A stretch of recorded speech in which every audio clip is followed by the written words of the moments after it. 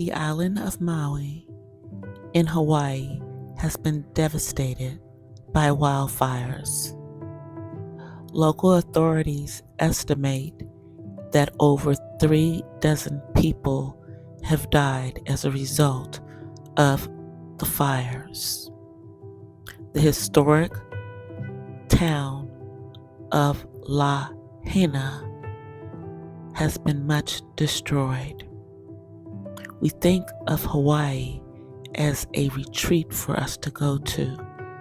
Right now, the people of Hawaii need our prayers because their paradise is in devastation. Prayers to Hawaii.